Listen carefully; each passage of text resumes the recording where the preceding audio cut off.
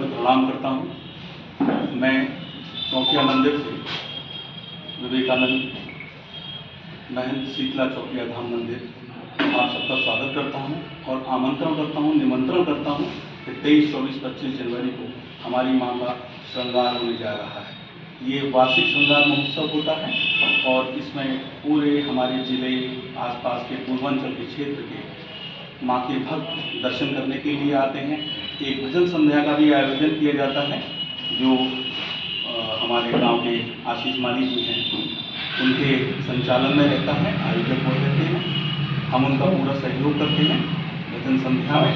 भजन संध्या का आयोजन शाम को 6 बजे से और 10-11 बजे तक चलता है, जो इस वर्ष 24 और 25 जनवरी को निर्धारित हुआ है। हमारे जो विशिष्ट अतिथि और जिनको हमने निमंत्रण दिया है, आमंत्रण किया है कि आप लोग आएँ, उसमें अभी तक हमारे प्रदेश सरकार के विद्युत मंत्री श्री A.K. शर्मा जी और स्वतंत्र देव सिंह जी जल शक्ति मंत्री ये रहेंगे। इसके साथ ही साथ हमारे माननीय अपने जिले के मंत्री जी श्री कृष्ण यादव जी, उनका भी आगमन होगा। हमारे जिलाधिकारी महोदय, हमारे कप्तान साहब, वो सभी लोग, प्रशासन के लोग वहाँ पर मौजूद रहेंगे। उनको भी सबको निमंत्रण दिया हुआ है। आप बताइए आपको क्या जी। पहले एक चीज स्पष्ट कर दीजिए जी।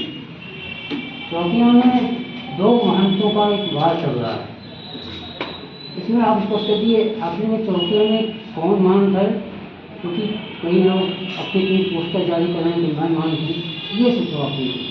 देखिए, ऐसा है कि मैं अपने मंदिर जो पंडा परिवार है, ठीक है ना, उस पंडा परिवार से, और मैं अपने चाचा जी, मेरे पिताजी का नाम स्वर्गीय शिवानंद पंडा, मेरे चाचा जी का नाम स्वर्गीय वेदानंद पंडा, उसके बाद परिवार ने ये जिम्मेदारी मुझे दी है। उससे पूर्व मेरे चाचा जी से पूर्व हमारे दूसरे दादा के जो या हमारे चाचा के बड़े भाई कह लीजिए, स्वर्गीय श्री शांतिलाल पंडा जी, जिनको शांति कुमार पंडा जी, जिनको लोग लल्लू पंडा के नाम से भी जानते थे, ठीक है, उपनाम था उनका, वो थे। उससे पहले मेरे दादाजी जगत प्रसाद पंडा जी, वो महंत थे। उससे पहले रामचंद्र पंडा जी थे। उससे पहले अगर आप स्वर्गीय हमारे क्या नाम था, बेनी माधव पंडा जी, तो ये लगभग 500 वर्षों का इतिहास है इसमें, और 500 वर्षों से पंडा परिवार ही माँ की पूजा अर्चना, आरती, ये सारा कार्यभार संभालता है। अब कोई अपने आप को क्या कहता है, किस आधार पे कहता है, ये वही बता सकता है। मैं आपको अपना आधार दिखा सकता हूँ, और हमारे पास एक समिति है, उस समिति के हम लोग सदस्य हैं, उसमें हमारा ही परिवार है, और जो वहाँ पर ब्राह्मणों का अधिकार है वो सिर्फ प्रबंधक की रजामंदी पर पूजा कराने का अधिकार है उनके पास, उसमें भी प्रबंधक की रजामंदी पर। अगर प्रबंधक चाहे तो वो नहीं होगा, लेकिन क्योंकि गांव है, गांव में ब्राह्मण परिवार है, सब परिवार का पालन पोषण उसी से वर्षों से चला आ रहा है, तो उसको देखते हुए जैसा चला आ रहा है उसी को आगे भी उसी तरीके से जारी रखना चाहते हैं। और अपने आप को कोई महंत बताए, किस तरह से बता रहा है, किस आधार पर बता रहा है, जांच का विषय है। आप लोग इसमें हमारा सहयोग कीजिए। एक और मामला उठ रहा है, मंदिर दान पात्र में 2 ताले लगे हुए हैं। जी, मंदिर में देखिए अंदर 4 हमारे पास दान पेटियां हैं, उसमें 4 दान पेटियों पे हमारे पास पूर्ण अधिकार है।